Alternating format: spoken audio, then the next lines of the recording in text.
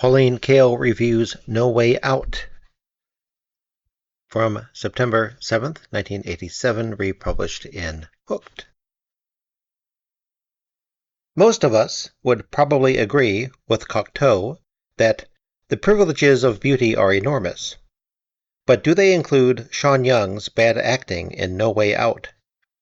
She smirks when she means to be suave, and bares her teeth and jumps up and down when she means to be daring. She emits peals of phony laughter when she's being delightful. The audience seems perfectly content to have her put away early in the movie. She may look like Kay Kendall, but she acts like a nutbird Ally McGraw.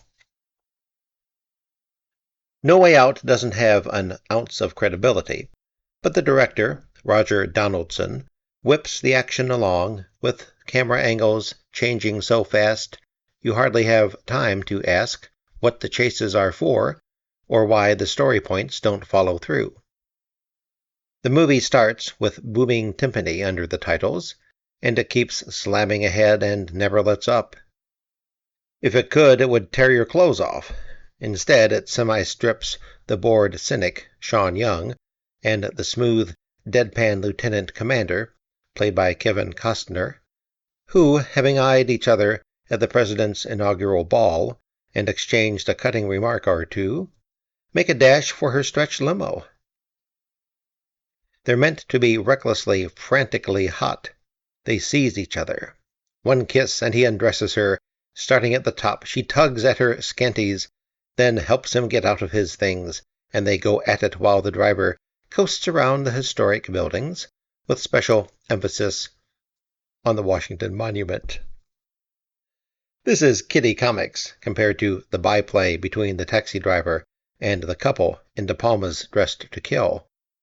Sean Young is supposed to be a super-classy kept woman, the mistress of the Secretary of Defense, played by Gene Hackman, and the plot hinges on her long-time connection with him being as secret as her brief dalliance with the lieutenant commander.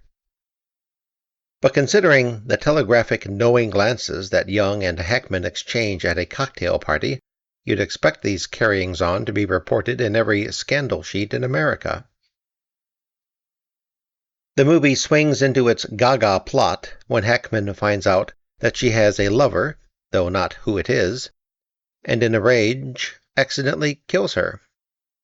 He tells his aide, played by Will Patton, what has happened. The aide dreams up the idea that the lover is an as-yet undiscovered, perhaps only hypothetical, Russian agent named Yuri, who can be blamed for the murder. Needing a frontman for this cover-up, they arrange to have Costner put in charge of the search to find the lover and neutralize him. Does this sound as movie-ish as it is? The picture is a remake of The Big Clock, which starred Charles Laughton as a Henry Luce figure. In the 1948 film, the action was set in something like the Time Life headquarters. Now the chasing around takes place in the glass offices and corridors of the Pentagon, actually Stage 27 at the old MGM studios in Culver City. The new script by Robert Garland is metallic. Many of the performances rate a blank stare. Donaldson had an unconvincing central figure in his last film, Marie, but the characters who filled the edges were an engrossing bunch. They gave the movie some feeling. Here, the actors have almost nothing to work with. You have to keep your eye on the action, which is wherever Costner is. His peril is what the movie is about. The chief villain isn't Hackman, who begins as a supposedly flamboyant political tactician, an intellectual powerhouse, and then falls apart after the girl's death. This doesn't come across as the secretary's falling apart. Rather, Hackman seems to be nullifying himself, saying, "I wish I weren't in this picture. Maybe I can just pretend I'm not here." The villain is Will Patton, the wormy yes-man aide, who's an old-time movie homosexual, unctuous, ruthless. And what with this aide's pathological devotion to his boss, and his filthy habit of dispatching a pair of henchmen to kill people, The audience enjoys hissing him. No Way Out is smashingly stupid, but a lot of people have a hot, jumpy response to the smashingness, and don't seem put off much by the stupidity. They sound excited by the transition from the staidness of the inaugural ball to the tigerish friskiness in the limo. They appear grateful for every bit of sex shock they get, mostly a display of thigh, and eager to think of it as something new. I have heard the girl's instant avidity described as postmodern passion.